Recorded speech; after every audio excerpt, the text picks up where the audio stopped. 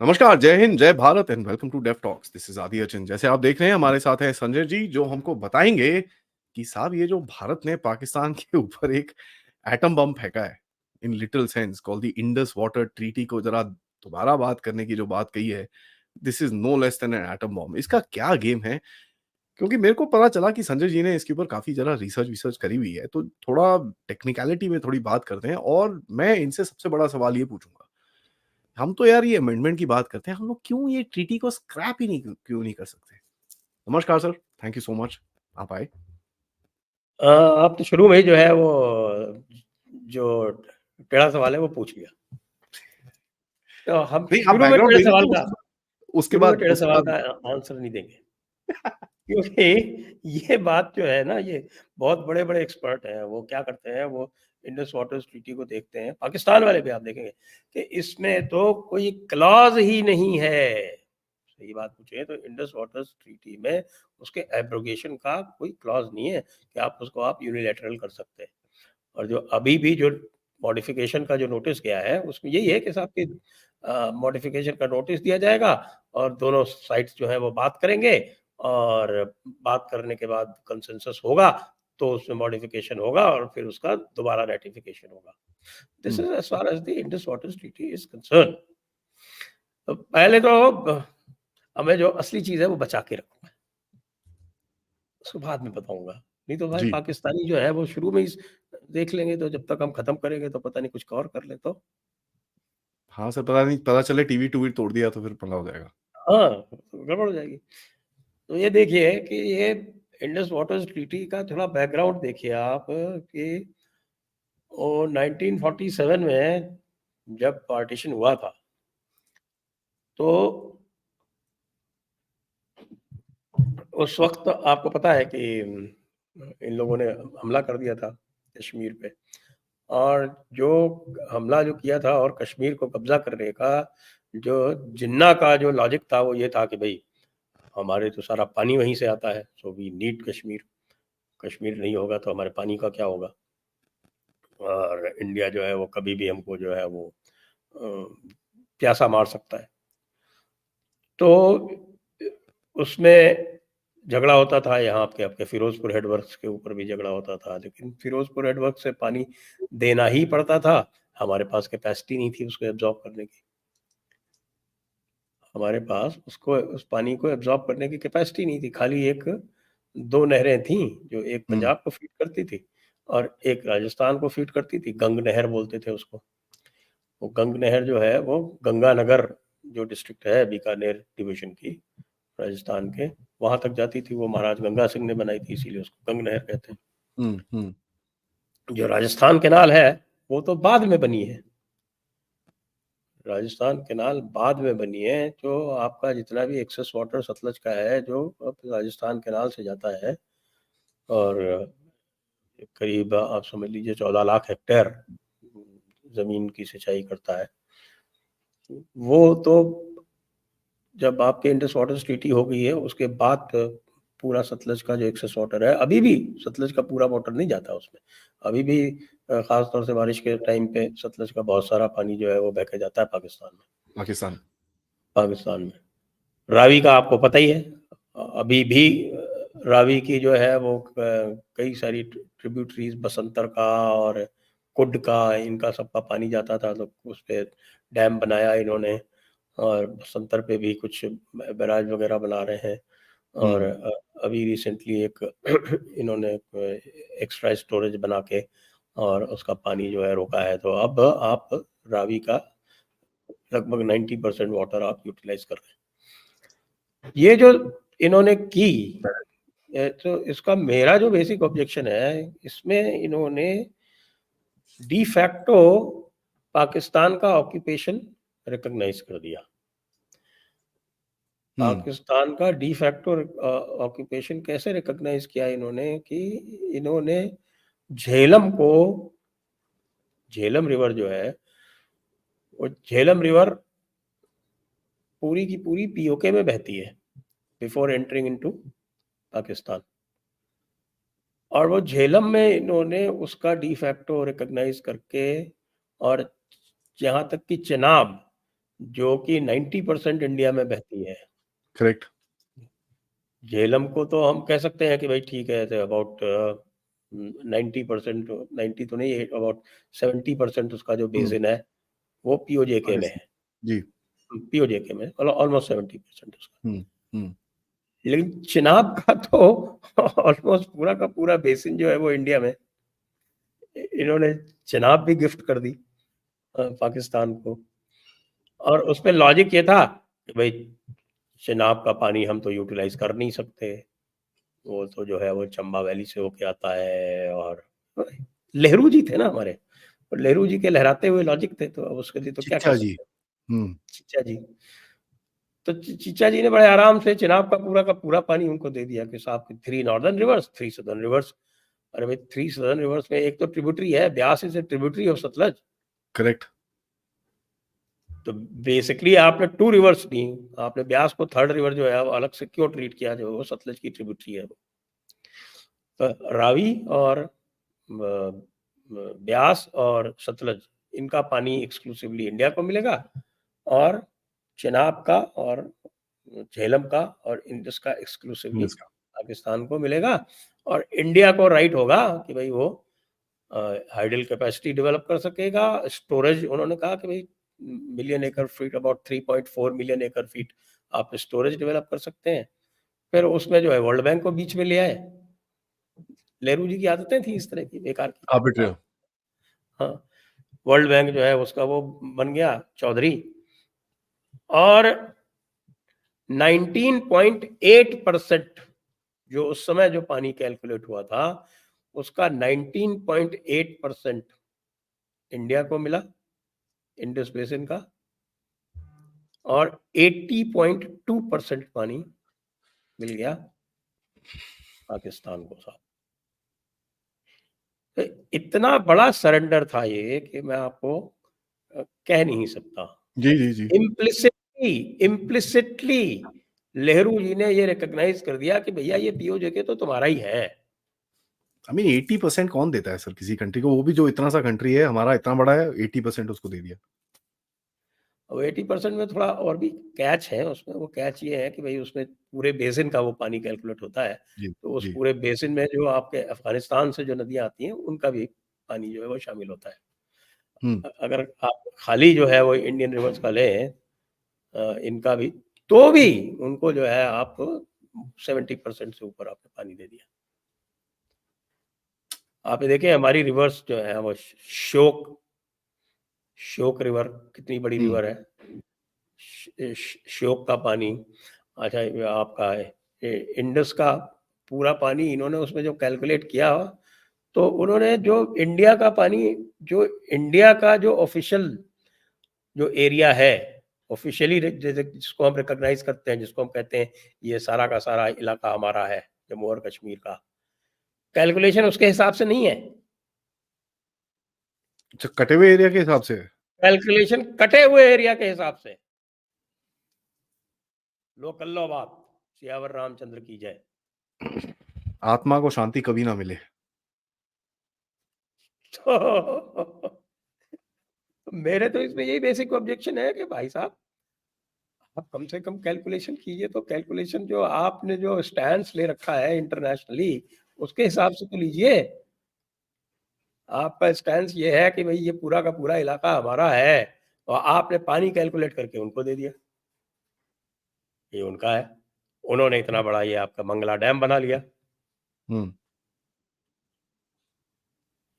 वो भी चाइनीज को मंगला बिठा के बना। मंगला डैम बना लिया, तरबेला बना लिया, हालांकि इसके बाद उनसे कोई और डैम नहीं बने, अब वो भाषा डैम बनाने की बात कर रहे हैं। हाँ। तो ये तो बेसिक फ्लॉ है इसमें, नंबर 1। जी जी। और दूसरा ये है कि जो इन्होंने उसमें आर्बिट्रेशन, न्यूट्रल एक्सपर्ट, ये सब जो क्लॉज डाले हैं, उसका मिसयूज करना शुरू कर दिया पाकिस्तान से। मतलब आप पाकिस्तान से या आप उम्मीद करते हैं, इतनी सारे आपने उनसे धोखे खाए, उसके बाद भी आप इतने स्टारी आइड थे कि आपने सोचा कि they will play fair. So they have been thwarting you at every step. हर स्टेप पे जहां भी आपने इरिगेशन कैपेसिटी डेवलप करने का प्रयास किया है, वहां पे उन्होंने आपको थ्वार्ट ऑब्जेक्शन किया लगाए है, हैं। हम्म। ऑब्जेक्शंस लगाए हैं। ये तो बहुत बाद में, इंदिरा गांधी के बाद में ये शुरू हुआ कि भाई ठीक है, हमको अपनी कैपेसिटी डेवलप करनी है। तो फिर lot of run of the flow water being used for irrigation, और डैम्स काफी बना के हाइडल कैपेसिटी डेवलप करनी। वहाँ भी जहाँ भी होता है वो, चाहे वो आप रटले हो, चाहे आपका किशन गंगा प्रोजेक्ट हो, जहाँ भी हो, वहाँ भी हर एक में उलझन पैदा करनी, डिले करना। क्यों चाहिए फिर हमको ऐसी treaty? Why do we require such a treaty? But if you go by the letter of the Indus Water Treaty, तो आप उसमें कोई चेंज नहीं कर सकते। हम्म। ये तो है बैकग्राउंड इसका। अब आप कोई और प्रश्न पूछना चाहें तो आप। सर देखिए, मेरा एक ही सिंपल सा सवाल है इसके अंदर। जैसे आपने बताया कि आपने जो टेरिटरी रखी है उसके अंदर आपका कुछ लेना देना नहीं है, आपने तो मतलब पूरी टेरिटरी वहां पर ऑलरेडी रिकग्नाइज कर रखी है। दूसरा, इतने टाइम से जैसे आपने बताया किशन गंगा प्रोजेक्ट के ऊपर जब भी हमने ये हाइडल प्रोजेक्ट बनाने की कोशिश करी थी, कितनी ऑब्जेक्शन आई थी वहां से? द हाँ, फर्स्ट टाइम जब वो तो हमने अभी जो बना भी रखा है, Kishan Ganga project has become operational, तो वो तो एक प्रकार से इनको लात मार के ही बनाई है हमने। जी, द फर्स्ट टाइम आपने जब लात मारी है इसको, उरी के बाद आपने स्टार्ट करा काम करना इसके ऊपर। उरी बीच के में बंद बाद था। जो एक बीच में बंद था। तो ये क्या मतलब, इतना क्या ये एक एक क्या इसके अंदर कोई फॉरेन इन्वॉल्वमेंट है कि भैया we were not willing to take steps? क्या क्या गेम है? भाई देखिए, नेहरू जी जो थे, दिल से डरपोक आदमी थे। ये मेरा ओपिनियन है भाई। देखिए, वो इतने डरपोक थे कि 1962 में वो एयर पावर तक नहीं इस्तेमाल कर पाए, इतने डरपोक आदमी थे। तो उनको ये लग रहा था कि यार देखिए, चाइना ने पंगे शुरू कर दिए हैं, हमको जो है इसको अपीस कर लेना चाहिए, पाकिस्तान को राजी करके रखना चाहिए, जिससे ये पाकिस्तान से, ये चाइना से जाके ना मिल जाए कहीं, हमारी टू फ्रंट सिचुएशन ना हो जाए। उस डर में उन्होंने ये इंडस वाटर ट्रीटी साइन की थी, जबकि होना उल्टा चाहिए था कि आप पाकिस्तान को धमका के रखते तो वो ज्वाइन नहीं करता कि बेटा तुमने पंगा किया तो तुम्हारा पानी बंद कर देंगे। हम्म। आपके पास पूरी दुखती हुई नब्ज है उसकी, जो आप अब यूज तो कर जो रहे हो भाई। अभी जब है, अब मैं आता हूं जो असली जो पॉइंट है, क्योंकि इंडस वाटर ट्रीटी का जो आर्टिकल 12 इन्होंने कोट किया है ना, वो आर्टिकल 12 उसके आपके 1 2 3 पॉइंट आप पढ़ेंगे तो उसमें आप हम्म। पाएंगे कि उसमें जो भी मॉडिफिकेशंस हो सकते हैं, आप मॉडिफिकेशन का नोटिस देकर जो भी मॉडिफिकेशन करेंगे वो म्यूचुअल कंसेंट से ही होगा। हाँ, उसमें पूरी इंडस वाटर ट्रीटी में एब्रोगेशन का कोई क्लॉज नहीं है। हम्म। लेकिन इसमें एक बहुत बड़ा कैच है, बहुत बड़ा कैच है। हम्म। कैच ये है कि there is a Vienna convention on the law of the treaties. Okay. वो वियना कन्वेंशन के लॉ ऑफ द ट्रीटीज का आर्टिकल 65 है कि यूनिलैटरल एब्रोगेशन कब हो सकता है। Okay, interesting. Hmm.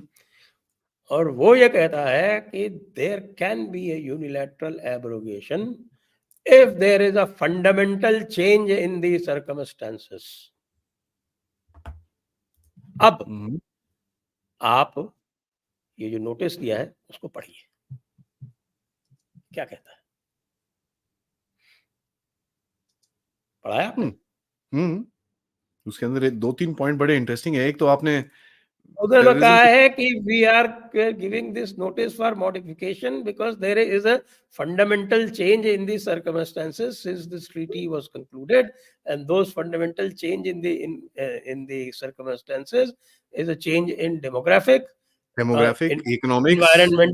environmental concerns, environmental concerns, and the need for green energy जी। according to internationally concluded treaties. Sustainable development goals का आपने नाम लगा दिया उसके ऊपर, Yes, sir. एसडीजी का। हम्म। क्या है की क्या है?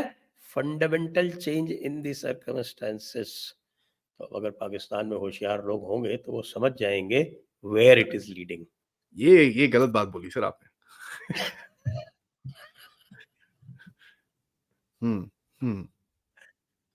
It is leading straight to the Vienna Convention on the Law of the Treaties.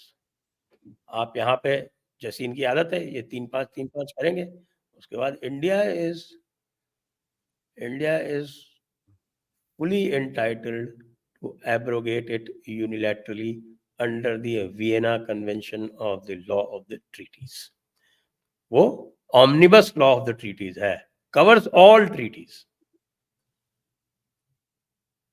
तो ये जो नोटिस भेजा है हमने सर, और जो पिछला नोटिस भेजा था 2-3 महीने पहले, उसमें क्या डिफरेंस क्या है सर? पिछला तो खाली जो है वो एक्चुअली ऑफिशियल नोटिस नहीं भेजा था, जो प्रॉपर नोटिस होता है वो खतो किताबत ही थी, we want to do this, we want to do that, what do you feel. Obviously उनकी डेलीगेशन भी आई यहाँ पर उसके बाद पाकिस्तानियों की, वो तो उसके बाद भी थोड़ा बहुत उन्होंने कहा था कि पाक ये ऐसा कर रहा है वैसा कर रहा है। Now it is a formal notice under article 12 of the Indus waters treaty, और जो मेरा मानना है it will finally lead to article 65 of the Vienna convention on the law of the treaties. तो ये तो मतलब पूरी गर्दन काटने की बात हो रही है। अब या आप ये सोचिए कि इसका जो है वो पाकिस्तान की साइकी पर, पाकिस्तान को एटम बॉम्ब तो आप मारने की जरूरत ही नहीं है, प्रॉब्लम है बस इसमें, लॉजिस्टिक्स की भारी प्रॉब्लम है, कैपेसिटी डेवलपमेंट की भारी प्रॉब्लम है, कि चिनाब का जो पानी है उसको आपको अगर यूज में लाना है तो आपको जो चिनाब का अभी जो हेडवर्क्स है, चिनाब का हेडवर्क्स है राजौरी के पास में, राजौरी के पास उसके दोनों तरफ कैनाल निकलती है, एक रणबीर कैनाल निकलती है राइट बैंक पे, और इधर प्रताप कैनाल निकलती है। अब मुझे याद नहीं कौन सी रणबीर है कौन सी प्रताप कैनाल है, शायद राइट बैंक वाली प्रताप है, लेफ्ट बैंक वाली शायद रणबीर है, व्हाटएवर। तो ये जम्मू से लेके और आपके कठुआ तक या कठुआ से आगे तक जो लाखनपुर है, जो बॉर्डर पड़ता है, वो जो एरिया जो है वो ऊंचाई पर है। तो आपको उसमें एक बड़ी सी लिफ्ट कैनाल बनानी पड़ेगी और पानी आप उसको ले जाके आप या रंजीत सागर में डालें या आगे कोई और बैराज बनाए।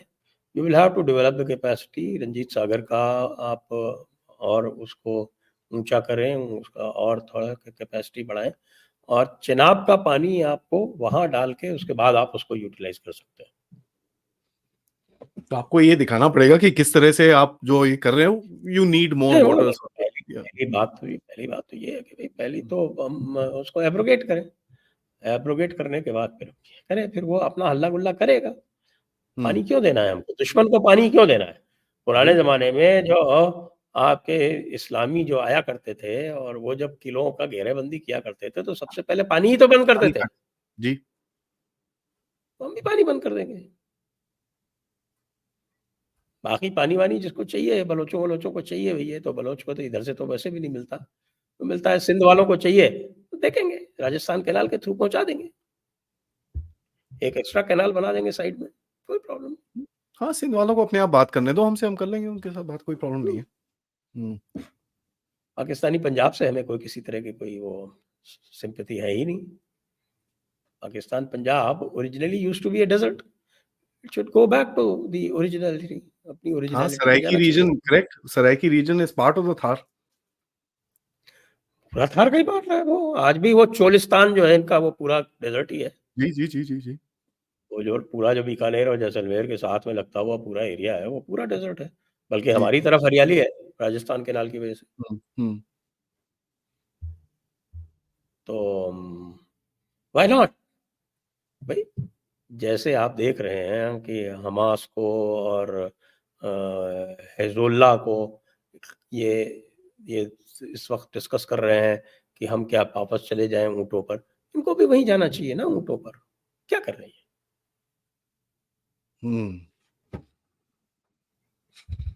तो this is a big step. हाँ, ये मतलब बहुत ही इंटरेस्टिंग गेम होने वाली है आगे जाके। इसके बारे में आई थिंक थोड़ी इसके इसके ऊपर हम लोगों को थोड़ा, आपने जिस तरह से समझाया इसको, तो थोड़ा दिमाग में डालना पड़ेगा और थोड़ा देखना पड़ेगा कि आगे कहाँ जाते हैं ये गेम। बिल्कुल। पाकिस्तान के पास क्या ऑप्शन है सर? आखिरी में यही पूछूंगा, पाकिस्तान के पास क्या ऑप्शन है? पाकिस्तान के पास क्या ऑप्शन है? तो कहता है घर वापसी कर रहे हैं भाई, हम तो बहुत दरिया दिल लोग हैं।